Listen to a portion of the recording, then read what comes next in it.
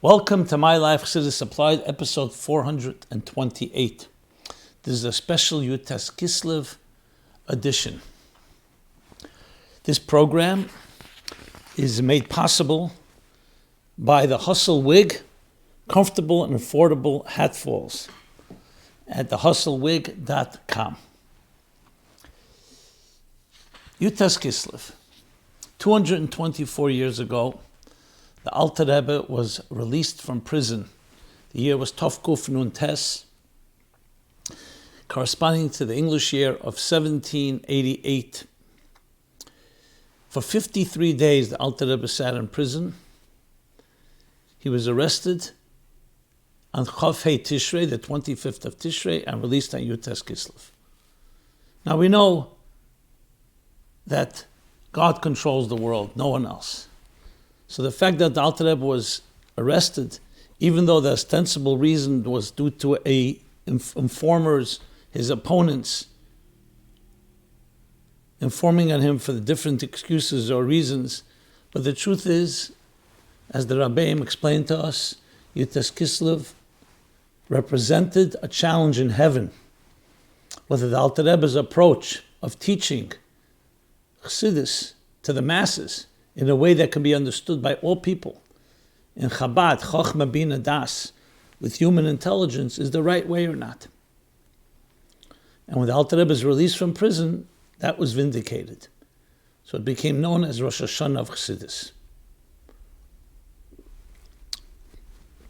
It's also, interestingly, corresponds on the same day, 250 years ago, is the yahrzeit of the Alter Rebbe's master and teacher, Rebbe, the Mezeritch Maggid, Rab Dave Ber of Mezeritch.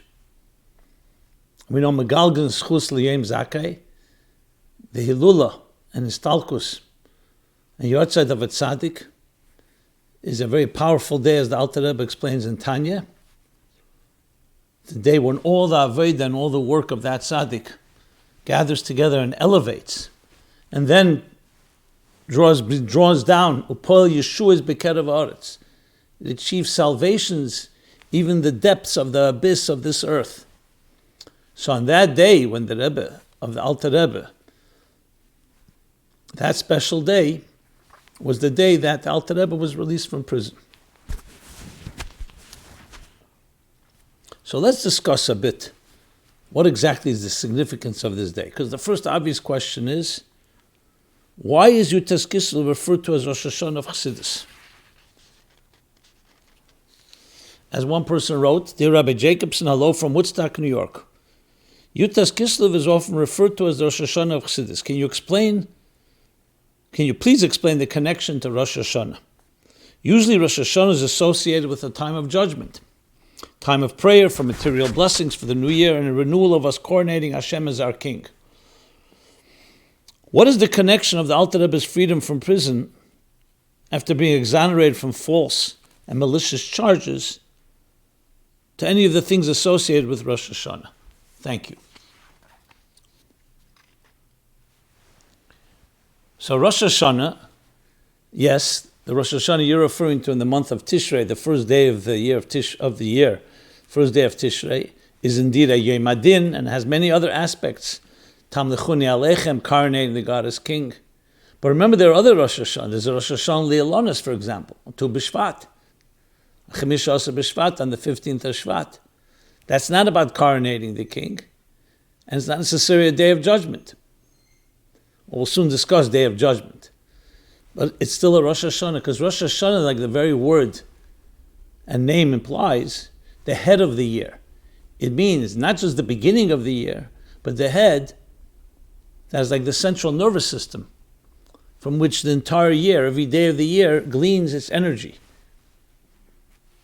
So in that sense, Rosh Hashana of Chassidus means the Yud Tes Kislev, the events that occurred then, are Rosh Hashana, a Rosh, like the head from which the entire year draws energy from in the world of Chassidus, which is why we greet each other, like you see in Hayom Yom, the Rebbe writes. This is from the Rabbeim, that on Yud Tes Kislev we greet each other, L'shana Teva, V'limad Chassidus, U'bedakei Chassidus, Tikoseva V'chasichosemu. but specifically in limud v'darkei Chassidus, in the study and in the paths of Chassidus. Now remember, judgment is not just a day of judgment of right and wrong. Judgment is also a day of accountability. Since on Rosh Hashana we know what would happen on Rosh Hashana was the birthday of the human race. Adam and Chava were created. The sixth day of creation, the purpose, the crown jewel of creation. So on that day, it's a day of accountability, which is a far better word than just judgment. Judgment means that we take stock, soul search, introspection.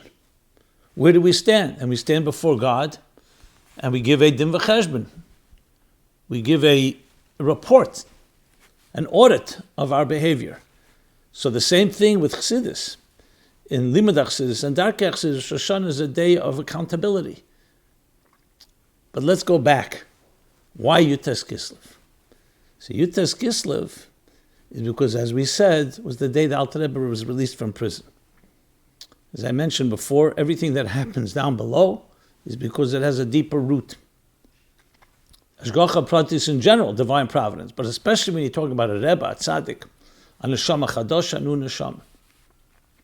So let's go to the next question. And that is, which we discussed last week, but I'll go over it again, it's worthwhile. Why would the Alter Rebbe be in trouble in the spiritual course for teaching Chassidus? Why would there ever be anything wrong with teaching Torah? It's so obvious that the Alter Rebbe did it for positive reasons to inspire everyone, and not, God forbid, for the wrong reasons. So I want to publicly voice my objection and say it's unfair that the Alter Rebbe had to suffer in a Russian dungeon. Again, there's a reverent voice that some people use. Hashem needs to make amends with the Alter Rebbe and the community, and the best way to do so is to send Mashiach right away. So amen to that. I would be careful about God making amends, because on the contrary, Yud Tes Kislev was a great gift that we were given. Had the Alter Rebbe not been in prison, we would never have this Rosh Hashana.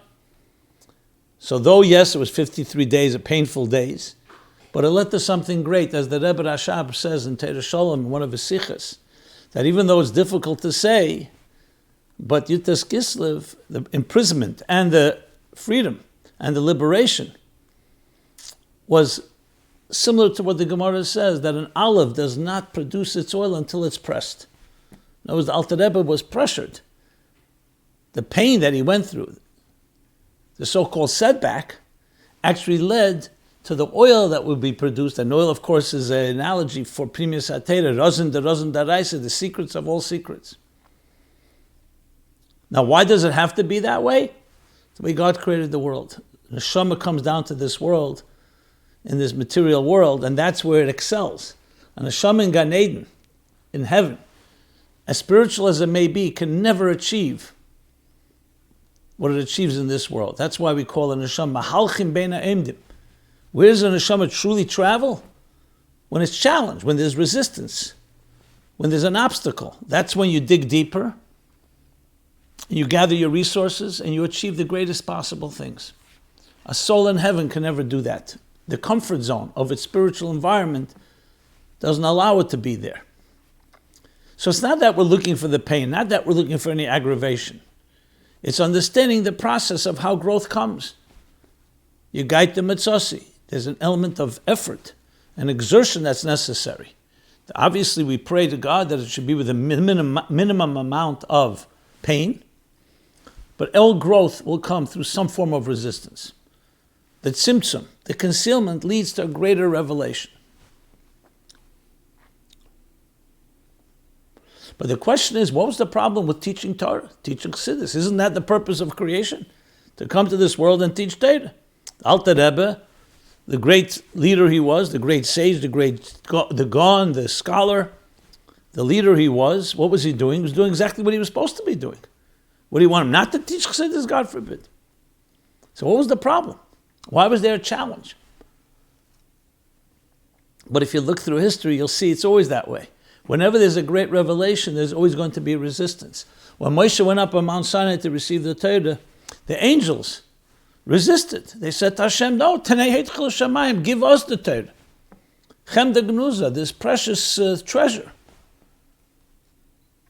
And Hashem tells Moshe to respond, and he says, let's look in the Torah and see what it says. Anochi Hashem Elokechem, Anochi Hashem Elokecha asher hotziechem me'eretz Mitzrayim. I am your God that took you out of Egypt. And Moshe turned to the angels and said, were you ever in Egypt? It says, honor your parents. Do you have parents? Lo signev. You shouldn't steal. Do you want to steal? Do you have a temptation to steal? So clearly the Torah was given for the Leiba Shamayim here, not in heaven, for this world. So there's a challenge. But on a deeper level, why is there a challenge? Because the stakes are high. When there's great revelation, God created the world Zelu Umazeh. There's a parallel world that opposes. But it not opposes because it wants to oppose, because that's how God made it. Like the Alter Rebbe explains at the end of chapter 9 in Tanya, for example, about the animal soul. So what does he say? That the real intention of the animal soul is L'Shem Shemayim, is God's agent. God created the animal soul. And he gives the example there of a king from the Zohar, of a king who hires a harlot to go try to seduce his son, not to seduce, in order to bring out, elicit from him this greater strength to resist. And that will prove the great nachas and joy that the king will have in his child. So it's doing something against its own will. So there's always going to be a resistance when there's a great revelation. The stakes are very high. So when the Alter Rebbe began to teach Chassidus, not just the way the Baal Shem Tov taught it, very bekitzer, very short, but began to elaborate in ways that everybody could understand. It's a famous story of Pinchas Koritzer, that some of the Chassidim were crying when the Alter Rebbe began to explain Chassidus that way, because they felt now it's going to be, it can be hurt, it could be abused, the Torah, Chassidus, this purest part of Torah. People may not appreciate it, which is one of the reasons to maintain its integrity and pristine nature. You always learn Primis Torah privately, biyachid. The Barizal began mitzvah legal as Esa Chachma. The time has come to reveal this Chachma. The Baal Shem Tov heard from Mashiach that when will Mashiach come? When the well springs of Chassidus will be spread outward. And the Alter Rebbe took it to the next level, Chabad. And indeed, as divine providence would have it, as they were talking about this, and some were wondering, a page of Chassidus was seen on the floor. And was seen, you see, it's not being appreciated, it's rolling on the floor.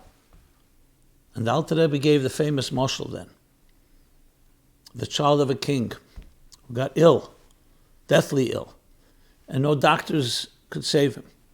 Everyone gave up hope until one doctor said that maybe, that if you take the most precious stone in the king's crown and you crush it and you use the powder and mix it with water and you force it between the clenched teeth of the sick child, even though some of it may pour on the floor, but if a drop gets in, a few drops get in, it will save the child. The king didn't even hesitate. Of course, what is his whole kingdom worth if his child is not there?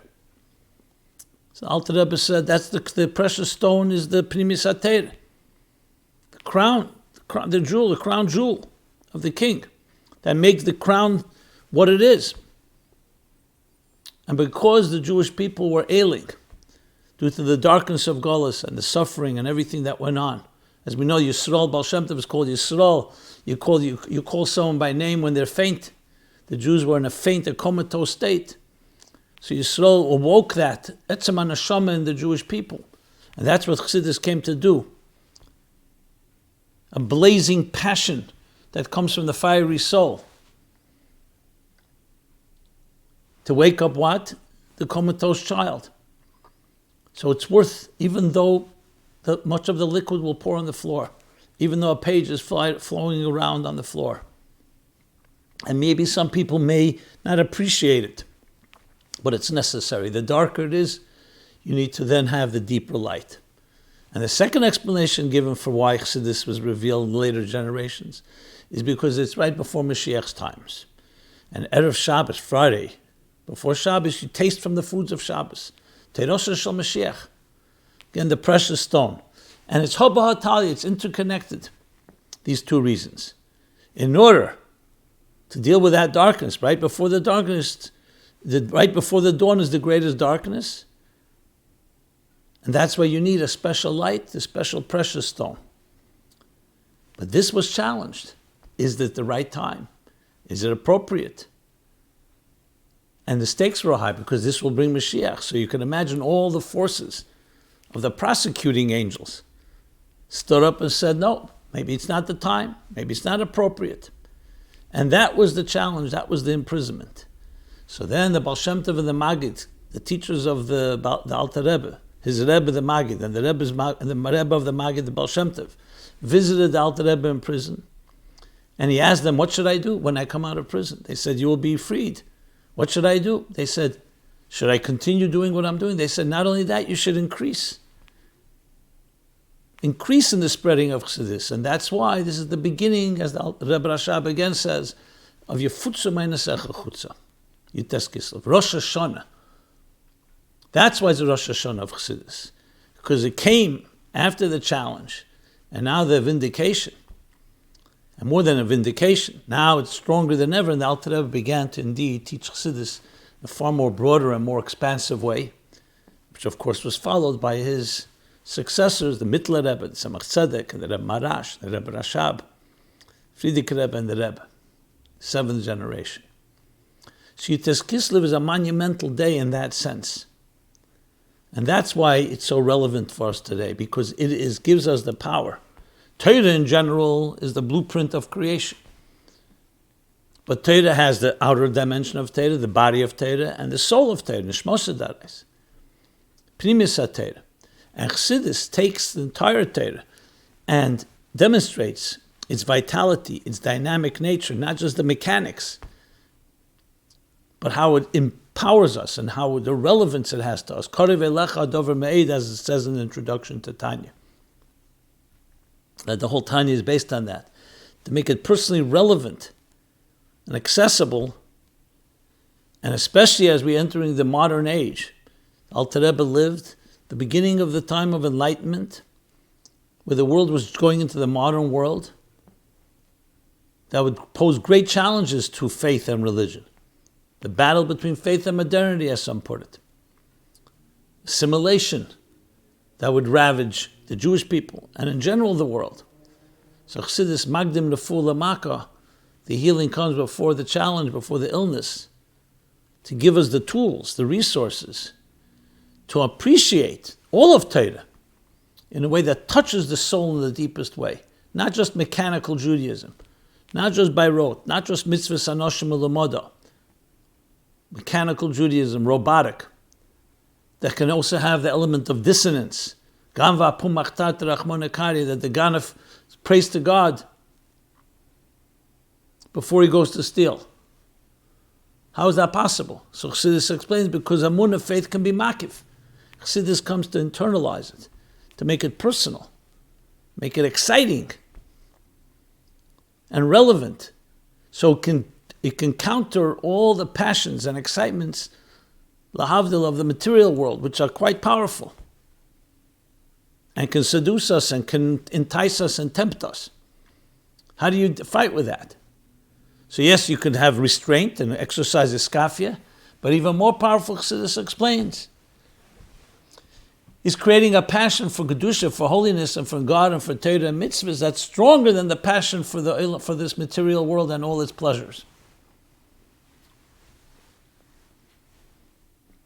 But to do so, you need to understand Chassidus, learning about God, learning about your soul, learning about you. The best defense is offense. So this is Yud Tes Kislev, and its gift to us. Those 224 years later, it only gets stronger and stronger. The need is even more and more, because we need that clarity, that direction, the compass. What is the purpose of your life? And even if you're completely shemer Torah mitzvahs and you keep all the mitzvahs, you could also lose sight of that purpose and mission. Because as I said, you can do it robotically, culturally, even if you do it with deep commitment. When you learn Chassidus and you follow the Darkei Chassidus, it becomes a way of life, a path of life. That's not just a duty and obligation, but one that becomes the richest and the most powerful way of actualizing yourself and your purpose and mission in this world. Which brings me back to the 250th yahrzeit of the Maggid of Mezeritch Maggid. since it's 250 years, let me share one of the stories of the Mezeritch Maggid, a beautiful story. So he lived in Mezeritch. One day, one of the great students of his who had never met him, but he was a wealthy man, a businessman, comes to town. He wants to see the Maggid. He would think he'd see the Maggid, would be living in some palace, in some mansion. He asked, where's the Maggid? They pointed out a little hut, corner of the town. Okay, fine. He goes knocks on the door, and there he sees. First he didn't realize this is the Maggid. Yeah, the great Maggid, in a small little room, sitting and studying, learning. He's taken aback. Great Maggid. And his name was, he had many students. Everyone knew his name, the reputation. And he says to the Maggid, sees that he's disturbed. He says, what's bothering you? He says, you're living in this, like in poverty. You know, I'd be happy to help you in any way to live in a far better place where you, befitting a king like you. And the Maggid says to him, what do you do for a living? So he says, I'm a businessman. I travel a few times a year to Leipzig, to the marketplace. I spend time there. Then I come back with the different goods and different materials that I purchase and sell it for a profit through the year. The Maggid says to him, what does your home look like? My home? My home is befitting for a gvir like me. It's a mansion. And what about when you travel to where you go, to your business? So he says, I travel. I stay in a small inn. Why you stay in a small inn? Why not in a mansion? He says, because I'm only there temporarily. It's not my real home. And if someone walks into you and says, how's it befitting for such a wealthy man like you to be living in a small little inn? He says, this is not my home. In the heim is God anders. In my home it's completely different. So the Maggid looked at him and said to him, yes, by me too. This world that we live in, this material world, is a small leg of a journey, a long journey. In my heim is ech anders. My home, my real home, my spiritual home, where the neshama belongs, it's not a small little hut. Tremendous lesson in understanding the material world and the spiritual world. We're here when we need to be here. But this is not our place. Our place is the divine. And our goal is to build a divine home in this material world. Not to compromise ourselves, where the material homes become the dominant feature. No. The physical homes, and we should all have success and broad and mansions and palaces.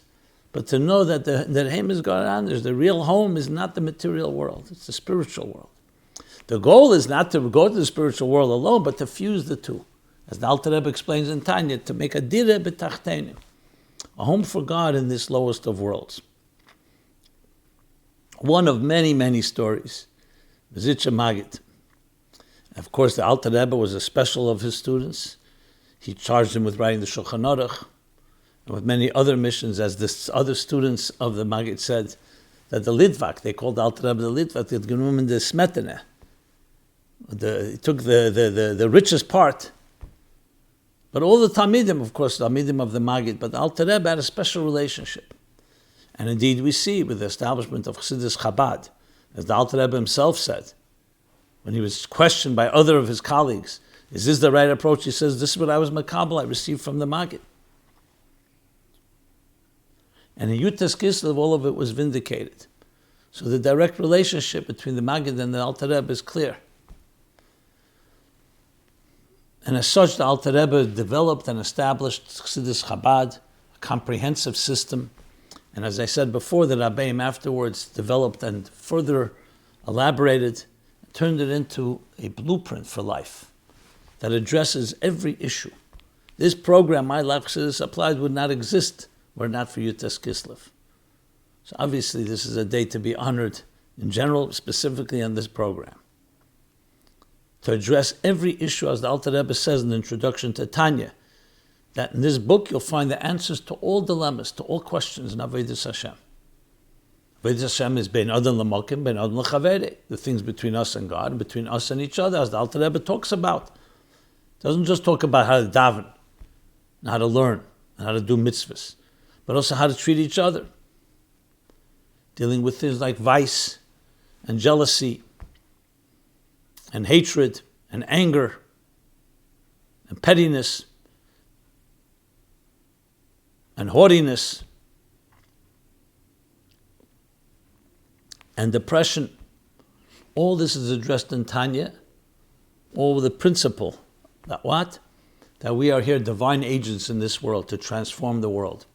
We're not living on defense, but we are here on the offense. The first line in Tanya, Mashbiya Nesei Tit Tzadik Isa B'Seif, Tanya B'Seif Peri Gimel Denida. What do we learn in the Gemara? Mashbiya Nesei, that in Shama, before it comes to this world, Mashbiya Nesei takes an oath, and Mashbiya also comes from the word Mashbiya, from Masbiya. V'Savota, V'Achalta V'Savota. We're sated, we're saturated, we're fed, we're nourished, given an arsenal of all the power we'll need to hit tzaddik, to be a tzaddik, a righteous person in this the difficult and dark world, and not the opposite.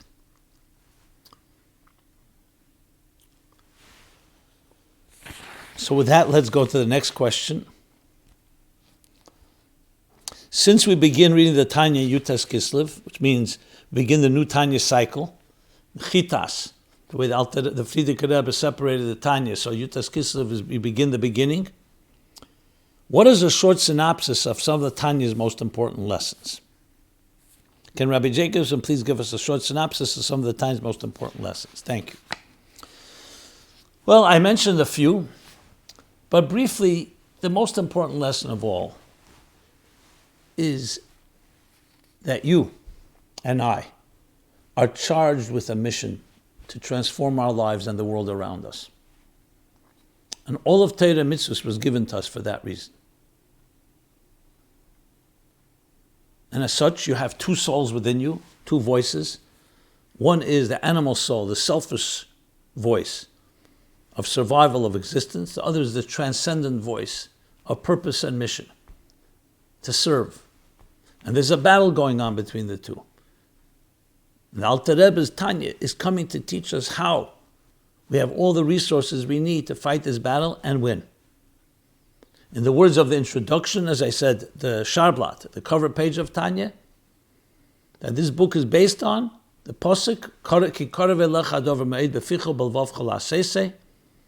that this thing called Torah mitzvahs is Korev Lecha. Korev will translate means relevant. Beficha, in your speech, in your mouth. In your heart, bring it into action.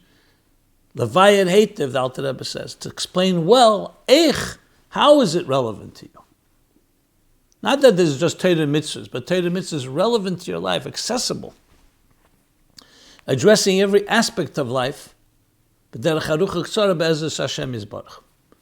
long and short way, with God's help. So Tanya is essentially an operator's manual, a life operator's manual. Obviously, channeling all of Torah, Nigla Torah, Ampani Misat Torah, into an actionable plan of how to live up to your fullest potential or for which you were created. There's so many points to be made, I'm not going to go through all of them, but that is the key thing to always remember. That you have the mission in life, and your mission is to express your divine soul in this world, in all your garments, in all your expressions, in your thought, speech, and action, and influence not just yourself, but the world around you, and refine and transform the world into adira b'tachtenim, a home for God.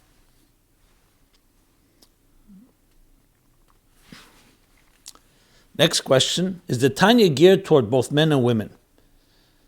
Did the Alter Rebbe gear the Tanya toward dealing with women's struggles in Avodas Hashem, or only men? Seemingly, it is a lot easier for a woman to be a Beinoni than a man. Well, it's very clear that Tanya was written for all Jews, for all people, men and women.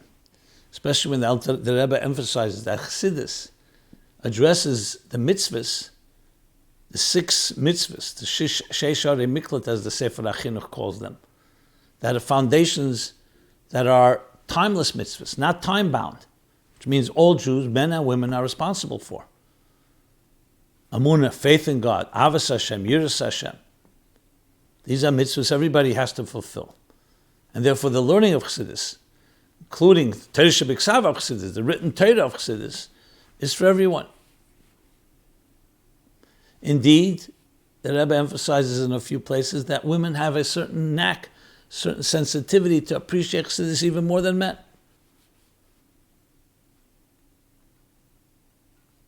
Whether a woman could be more obedient than a man, perhaps, maybe less ego, less materialistic, selfish challenges. But the truth is, all of us have a struggle. Animal soul, divine soul, and animal soul is in all people, men and women, each in their own way. Here's not the place to go into a discussion now because it's not relevant to our per se discussion of Yud Tes Kislev. But yes, the Yontif and therefore Tanya, Chassidus, and so on is for everyone. Like in every case by case. Just like within men themselves, with women themselves. People are at different stages in their lives, whether they're going to school, whether it's their students, or they're or married people, or their parents or grandparents. Everyone in their stage in life can use Chassidus to enrich and direct and guide and inspire them in every possible way. Okay. Why do we say that Tanya had a revolutionary idea of the Nefesh Elokis and Nefesh Habamis? The Gemara already talks about the yetzer and yetzer hara. Isn't it the same thing? Or another way the question was posed, is the idea of two souls a revolutionary innovation of the Tanya? What does it add to the fundamental Torah idea of the yetzer and yetzer hara? So absolutely, the Torah talks about the yetzer and the yetzer hara in Chumash. Yetzer leva adam ram and urav and parshas Neach, which is the yetzer hara, the evil inclination. In the first parsha in Bereshit, it talks about the tzelem Elokim, that every human being is created in the divine image. So it's very clear there's two inclinations. And it's full of Torah Shebiksav and Torah Shebapel, full of references to these two voices. Indeed, Yaakov and Esav, so all the commentaries, some of the commentaries explain that also corresponds to these two voices. The Alter Rebbe was not machadish the concept of two voices. As a matter of fact, he quotes clearly from the Rab Chaim Vital, in the end of chapter 1, or the second half of chapter 1. Rab Chaim Vital speaks about, he quotes him straightly, that every Adam, kol Adam, yesh bo shtei nefoshes, nefesh bamis and nefesh elokis. So he says exactly where it comes from. The Alter Rebbe's chiddush is first of all explaining how they work and explaining all the details of their dynamics and where they reside and their functions. And above all, how to actually deal with it, how to fight this battle. So there are many chiddushim in Tanya. But like everything in Torah, everything is based on what it says, and then it comes to elaborate. The Alter Rebbe says the whole Sefer Tanya is based on one pasuk. Ki korav elecha dover meid beficha b'lvavcha la'aseseh. So is a chiddush of Tanya, that pasuk? No, the pasuk is in the Torah Shebiksav, in Parsha Nitzavim. The Alter Rebbe is coming to explain, Eichu korav meid, Levayat Heitev, explaining well how. And the same thing with the Nefesh Elokis and Nefesh Habamis. How does the yetzer hara and yetzer tev work? And how can we overcome and win that battle, as the Alter Rebbe elaborates in Tanya? So which brings us to the next question. Are the Alter Rebbe's teachings his own chiddushim, or were they compilations of what he learned from his teachers? Including, of course, the Maggid of Mezeritch and the Baal Shem Tov. So again, on the Sharblat, what does the Alter Rebbe write? That this Sefer is miyusad not mi pisofrim and pisefrim.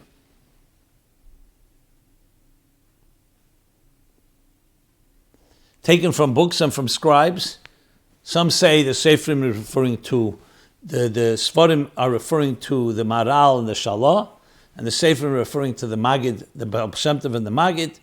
However you explain it, he gives absolutely credit. But as the Rebbe has said, I remember Purim Tavshim Mem Gimel, that it's in the humility of the Alter Rebbe that it appears when you read it, Sefer Likutei Morim, that he's like sort of compiling ideas. It's far more than compiling. So, but like everything, Talmud Vasik Osir L'Chadash Nit L'Moshe Mesinai. What a great student is Mechadash, innovates, was given to Moshe at Sinai. So there's no such thing as an innovation that the Rebbe Rasha B'derech HaTzachos humorously, amusingly writes in Kuntres Eitz Chaim, not like the chiddushim of those that are so big, they weren't even given to Moshe at Sinai. The beauty of Torah is everything was given to Moshe at Sinai. However, then it was klolim, it was general, and we don't always see the details. And still called Talmud Asad Lachadesh. Why is it a chiddush? Because that student is the one that drew it out. And drawing it out, there's an innovation in it. Chassidus explains at length that when you speak an idea and you start elaborating, especially when you're challenged and there are questions, new ideas come out. But the new ideas are all grounded and preserve the integrity of the original, the authenticity of the original. And that's what makes it so powerful, not the innovation part. That the innovation is, when you read it, you say, now I understand that verse, now I understand what Nefesh Elokis, Nefesh Habamis really means. So even though it was written before, you now appreciate it, because it's being explained, or being made relevant to our times and our circumstances, and the new idioms that we all go through in life.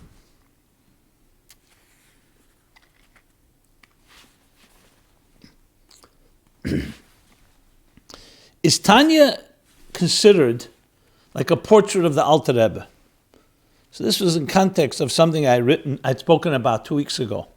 Hi, Rabbi Jacobson. With regards to last week's question, was 2 weeks ago, regarding pictures of the Ovis, and aligned with your response, the story of the first picture of the Alter Rebbe came to my mind.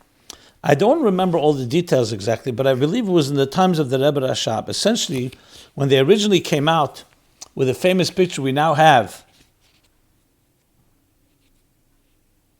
of the Alter Rebbe, someone commented, I'm not sure who, that the Tanya is the portrait of the Alter Rebbe. Perhaps you can fill in some details. Thanks. So first of all, yes, the portrait of the Alter Rebbe, which is a portrait, not a picture. The Friedrich Rebbe writes in Atomim and verifies from all the Rabbeim that this is a legitimate portrait, the Rabbeim, that this is what the Alter Rebbe looked like. So number one, we have that.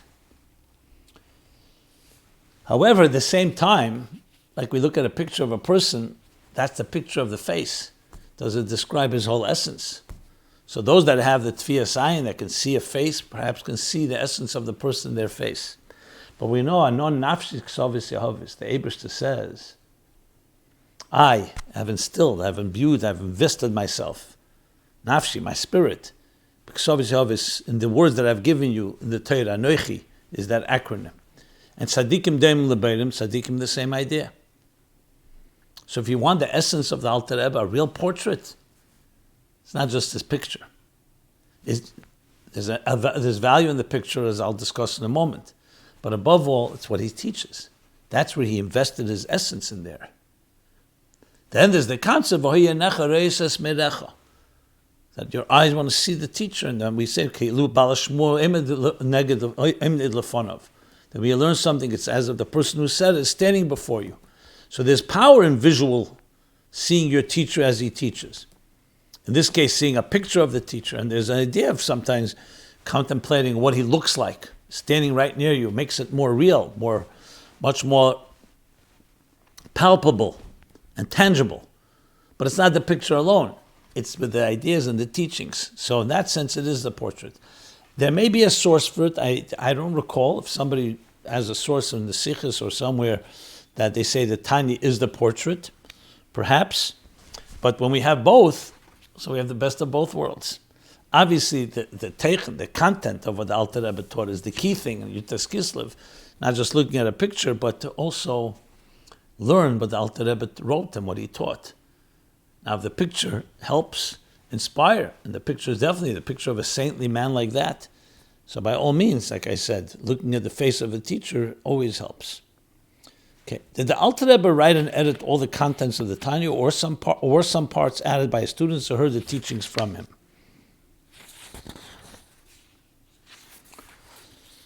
Tanya was written from beginning to end by the Alter Rebbe.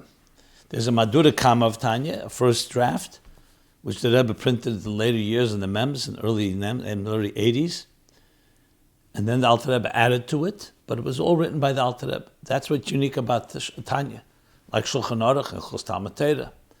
The Maimorim of Torah, Likutei Torah, and the Maimorim printed in this series called Maimori Admor HaZaken, that was mostly written by Chassidim Manichim who heard the Maimorim. Some places it says Loshen Rabbeinu Shmeseiden Ba'atzmei in Torah, for example, Chayesara, some other places.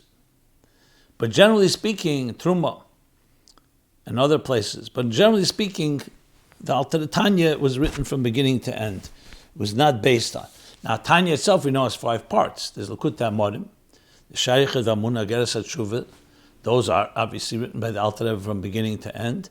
Geras HaKedesh and Kunter Sachen are letters that the Alter Rebbe wrote, and they were compiled by the publishers, the Alter Rebbe's children, grandchildren, and published in Tanya with the rest of the first 3 sections. But that also was written by the Alter Rebbe in letters. That's why it's called the Geras HaKedesh. Okay. Since we're continuing the Yud Tes Kislev theme, why is there seemingly a de-emphasis of Chassidus Chabad on dveikus and a greater emphasis on bittul? How did the Baal Tanya include his teacher in the Baal Shem Tov's focus on dveikus in his Chassidus? Another person wrote it in a different way, a similar question, saying like this: Did the Alter Rebbe, is there a great emphasis of Chassidus Chabad on bittul and on dveikus? I hardly think that any of us are experts in answering that question, unless the Rabbeim themselves say it. I've never seen that. I think there's an emphasis on bittul and an emphasis on dveikus. As a matter of fact, they're interdependent. Firstly, the Baal Shem Tov talks plenty about bittul. It's a basis of Chassidus in general. And the Alter Rebbe plenty about dveikus. So I'm not sure where this impression is coming from. Let's wait. But dveikus means, even the second Perek in Tanya, the Alter Rebbe says, v'dofka boy, l'dofka boy. Tamid Chacham, the idea of dveikus, Tamid Chacham, dveikus to Hashem. Entire Maimorim on that. Dveikus means to cleave, to connect with. How do you do that? Through bittul. When you suspend your own self and your ego to do what? To connect to something greater than you, which is Hashem. So they go hand in hand. Are there some places where there's more emphasis in bittul, some Maimorim, and some in dveikus? Same thing with many things. There's some more focus on Ava and some more on Yira. And obviously you need both. They complement each other. And the same thing with other aspects of Avodas Hashem. Since we're diverse human beings, we have different tools, different resources that we use to connect. So I don't think that I would put anything saying there's more emphasis on one another. The emphasis, Chassidus is a very full-bodied entity with so many different Maimorim and so many different points. It would be like saying the Torah Shebiksav emphasizes more one mitzvah than another. Obviously, certain mitzvahs are fundamentals, Havas Yisrael, but every mitzvah is important, and we need each one to refine different parts of who we are. So they're all connected with each other, and okay. Here's the next question. The Alter Rebbe's first name was Schneur. We are taught that it means 2 lights, Shnei Oir, the light of Geulah and the light of Chassidus. Is there a lesson here for us that Geulah and Chassidus are of equal importance? Well, the lesson is, as the Rebbe and the Rabbeim tell us, Shnei Oir, the Alter Rebbe, the Baal Tanya, v'Shulchan Aruch. He was both a master of Tanya, which is Eir HaPnimis HaTeira, Eir Chassidus, and Eir of Geulah, Shulchan Aruch. All the Rabbeim obviously had both, but the Alter Rebbe was so prominent. He wrote those 2 magnum opus. And they complement each other, body and soul, like we discussed. That's Shnei. But then it goes on, Shnei Zalman. The kavanah that you have to be mamshel the 2 lights of Torah, the 2 luminaries of Torah. Geulah Torah and Primis Torah, Lizman.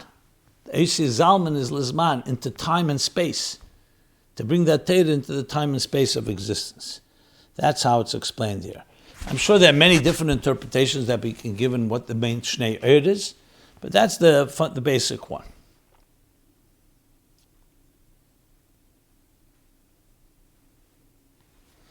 Okay, here's the next, and I'll use this as, the final question. It's an interesting question that came in. You don't say lahavdil on a Jew, but it says, did Karl Marx borrow concepts from Tanya for his Communist Manifesto? So first I ever hear that. First of all, whether he ever saw Tanya. And if he did he even respect it? would be interesting if someone could point out ideas. There are ideas that I myself have noted in different talks I've given, I've written papers and articles on the topic whether Judaism is socialism or capitalism. So there's no question that when you learn, for example, Peretz Zayin and Tanya, where he talks about money, chaya nafshe, and it's a life like the chaya nafshe, like it's like soul energy. So there are ideas in Marx where he talks about this idea. Whether he took it from Tanya, I don't know. Or can we say Tanya was mamshech the idea in Are the Alter Rebbe and therefore made it easier for people to pick up these ideas? But fundamentally, Marxism, and I'm not talking now any of the stereotypes around it, its teachings, even though on one hand it does talk about the alienation that materialism creates and capitalism creates, but it's hardly a godly doctrine exactly. Religion is the opiate of the masses, Marx writes. So that he definitely did not take from Tanya. Are there some ideas? There are some ideas of a utopian world, the idea of not allowing materialism to control us, that in the world of capitalism we are not at home with ourselves because we're alienated from ourselves and from the product and from other people and from employer and employee, the inequalities that creates. But in Torah Chassidus, the approach to that is, the answer to that is tzedakah, charity. Not just collectivization where no one has private property and no one owns anything. The Torah does not advocate that. The Torah absolutely advocates private property, except for Kahanim and Levim. And the idea of wealth is a blessing. And so even though Marx's ideas were very attractive to some, but we see, and his critique sometimes very, very on target, but he did not offer a viable option. That worked. And anything, it created even more corruption, giving a few people the power over the group.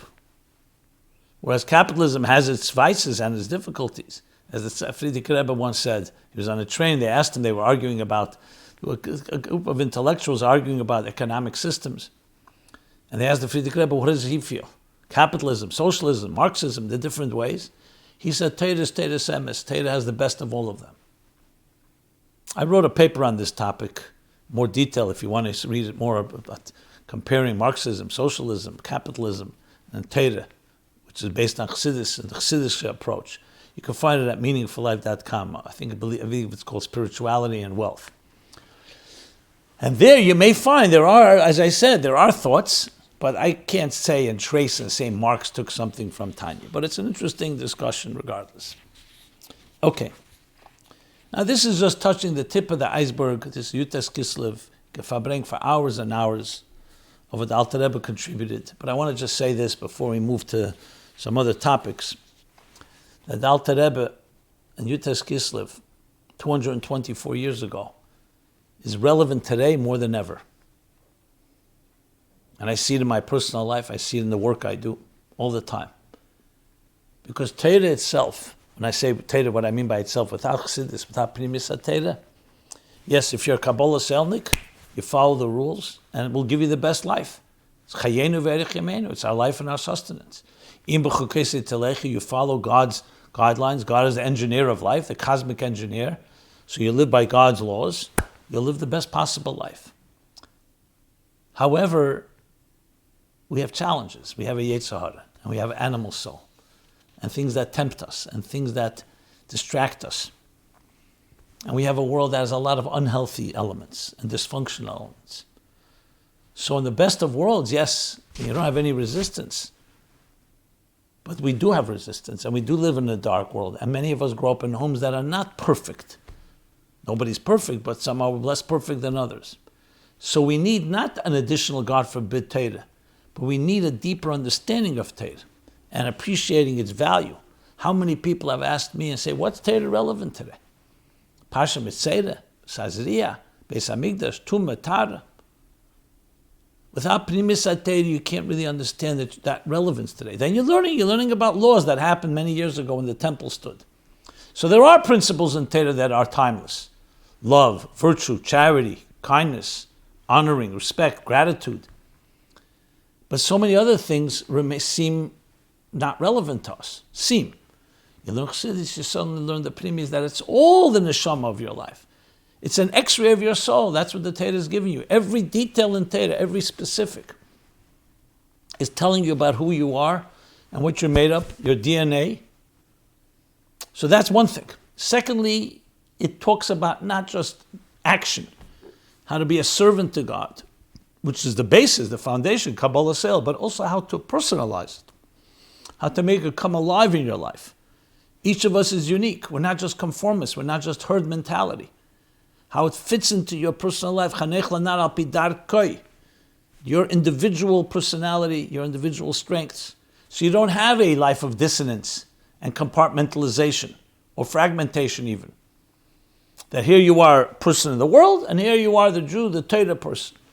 But the Torah is fully integrated in everything you do, which leads to a seamless connection between your mission and purpose and everything you're involved in.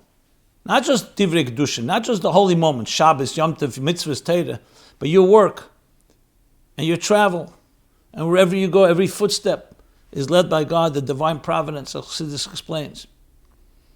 So essentially, it's a full comprehensive approach to life that makes you feel integrated in living up to the ambassador you are, chosen, the indispensable soul sent to this world that you are.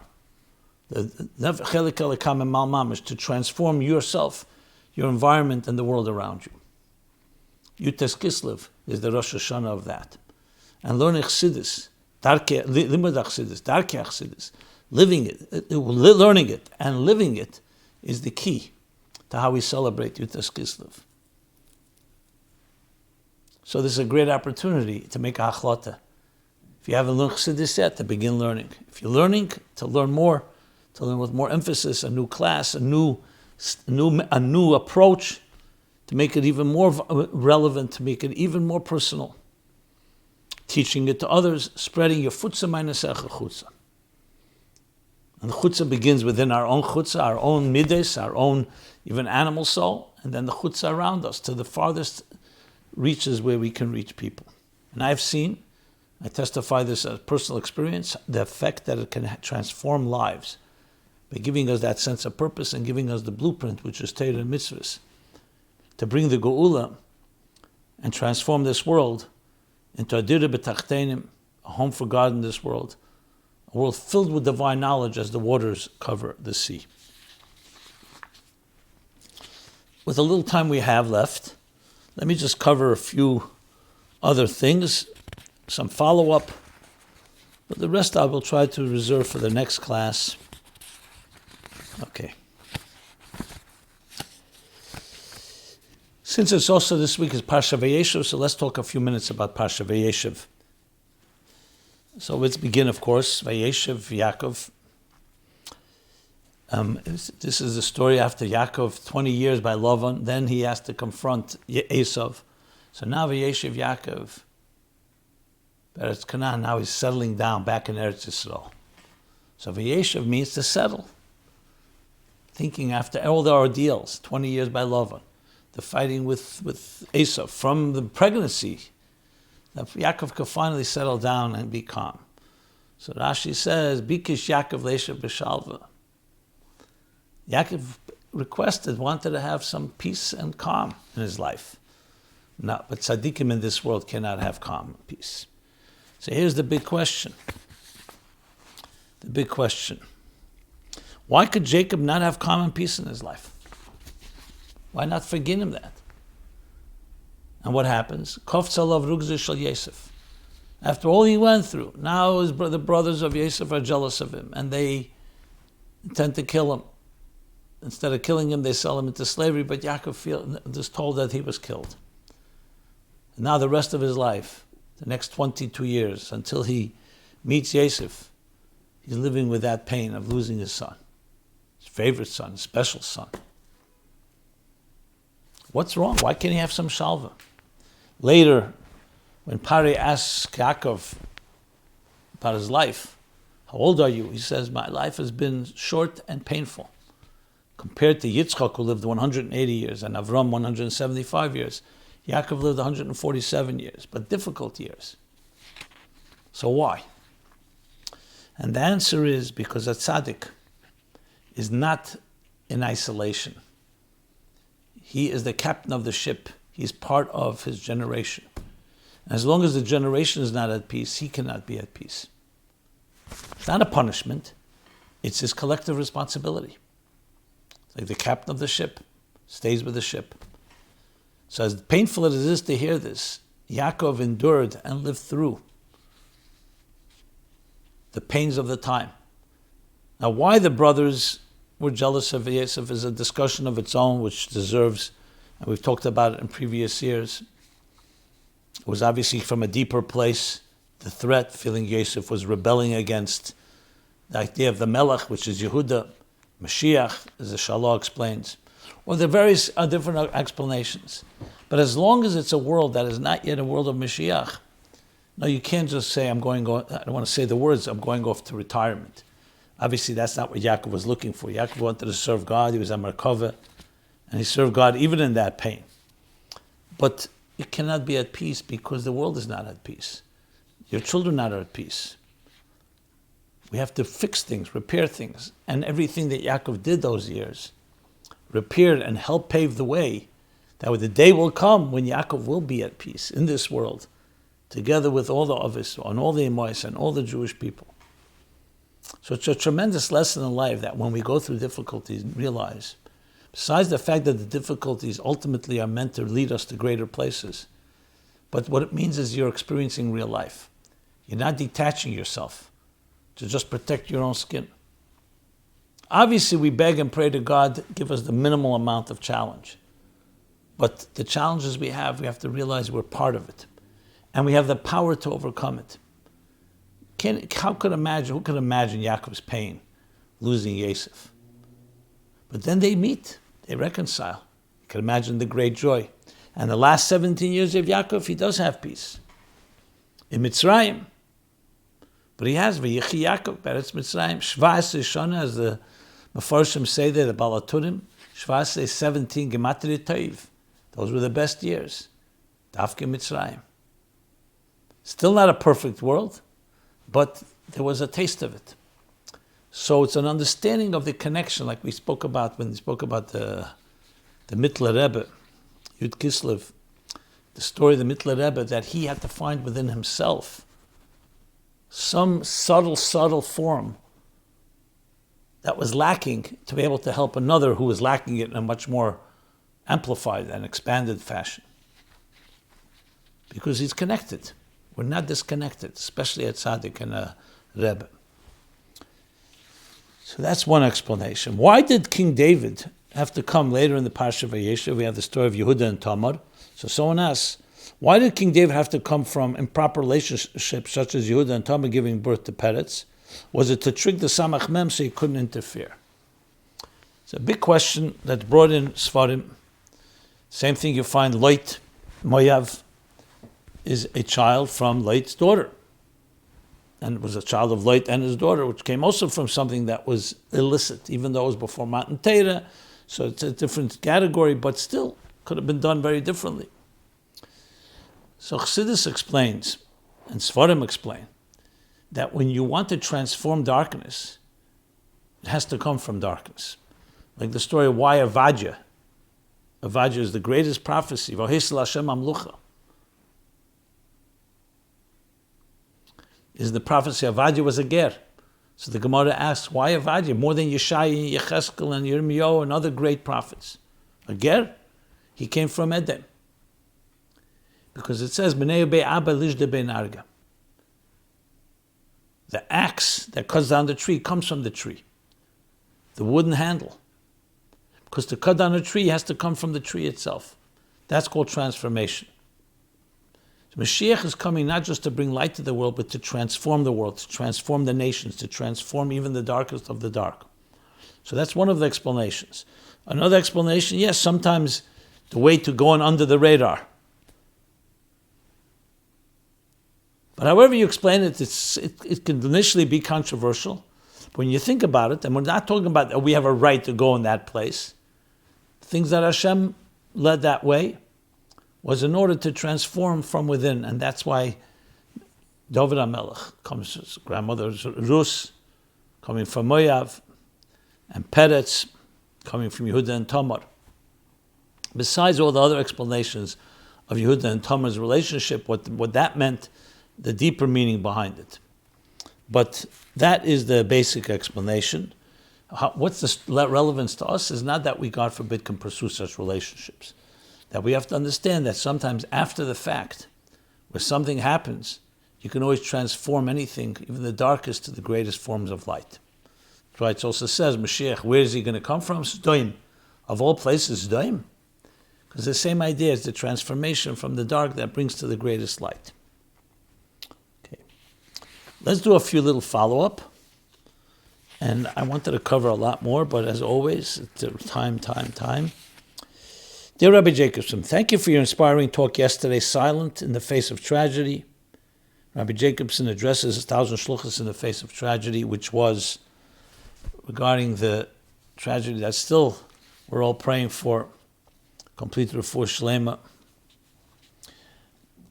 for the events that happened in the Caribbean, St. Thomas, Fetterman family, loss of the daughter, and now we're praying for the mother, for a complete refuah shlema. So I gave a talk that day, the very day when the tragedy happened, to around 1,000 shluchos. So this is the letter this letter is referring to that talk.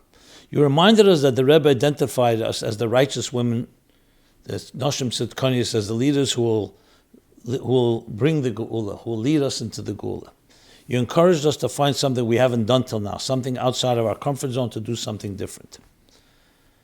I would like to invite the shluchim to follow the shluchos in the vital initiative of Kabbalas HaMalchus.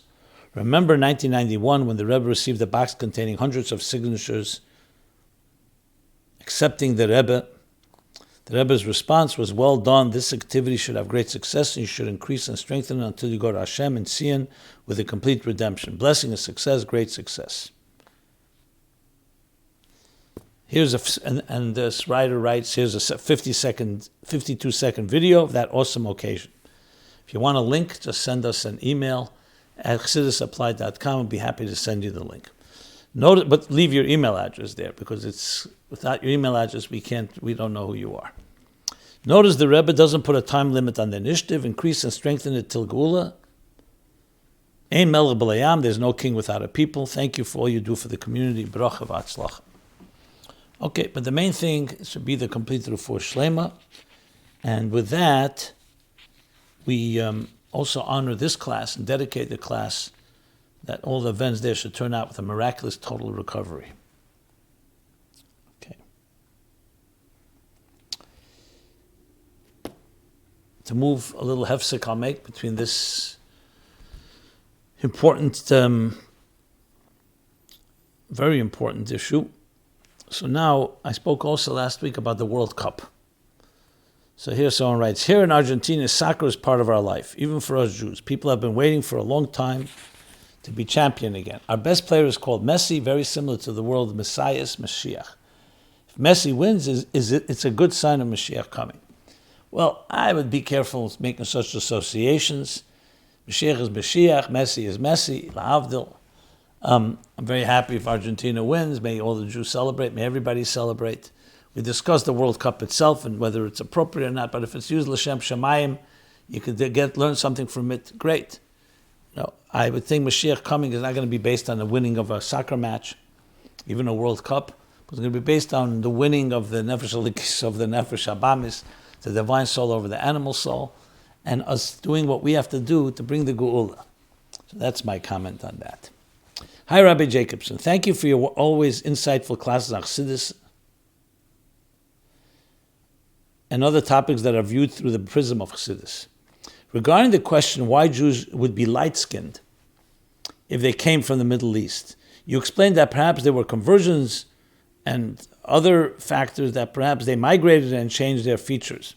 I would respectfully say that we don't really need to come to these explanations. If you look at the light color, if you look at the Turkish people, for example, President Erdogan, or even Syrian President Bashar Assad, you notice they are light-colored skin. Most say that that was an area our Ovis and Imois came from. Some claim that towns that are similar in name to Chara and the locals say that that's where it was. If you look at the Taliban, and specifically the Pashtun tribe, they are very similar to the Jewish Ashkenazi features, and are not really dark-skinned, only very slightly tanned as they are in the desert sun. It's clear their skin color is not really dark. Clearly you can see that the region has tribes that are far fair-colored. If you Google these images, you can notice this. Thank you for your great classes on a wide variety of issues. Okay, thank you for these comments. I mean, this is something that should be studied properly. Remember, there's different regions in the Middle East itself. You go more to the south, like Yemen, it's darker skinned. Very hard to really establish complete facts because we were not there then. But there have been many people who have written about it, and thank you for your comments. Someone asks, where did the Rebbe comment on the Teferes Yisrael that I quoted at the end of Chiddushim about Moshe Rabbeinu's picture? So there's a story there about that they saw a picture of Moshe Rabbeinu and it looked like a person who had a difficult person, and he worked on himself to change it. So the Rebbe did speak about it in the Chassidus of Rabbonim Roshim, second day of Rosh Kislev, Tovshin Daled Mem. That would be 1983. And he essentially brings from Seder HaDeiros that there's different opinions on the matter, but clearly the Rebbe negates it by saying we know that Moshe Rabbeinu was born, it says in the Pasuk, the whole house filled with oil, with light. This was at his birth. So it's not something he came to later. So it negates this approach, and you can look up that Sikha, that Yechidus, where the Rebbe talks about it more. Let's see if there are any other follow-ups. There are, but we will now conclude. Let me conclude, being that Yud Tes Kislev is coming in 2 days, that should be Lashana Teva, Limud Chassidus, Ubedarkei Chassidus, Tikaseva v'Sichasema, to each one of you, to each person. May we live up to fulfill our mission, fulfill our shlichus that was charged to us, to bring Torah and Chassidus to every corner of the world. Yud Tes Kislev empowers us with that, and may that lead right into Chanukah, which is also bringing light into the darkness, transforming the darkness into light, with the Geulah amitis v'ashlema, as Mashiach promised the Baal Shem Tov, l'kashiyafutza ma'nesecha chutza. This has been Chassidus Applied, My Life Chassidus Applied, special Yud Tes Kislev edition, episode 428. We're here every Sunday, 8 to 9 p.m. Be well, be blessed. May it be a gebenchte yar, a gebenchte chiddush, a month of Geulah hamitis v'ashlema. This program is brought to you by My Life, Chassidus Applied. Please help us continue our programs. Make even a small contribution at chassidusapplied.com/donate.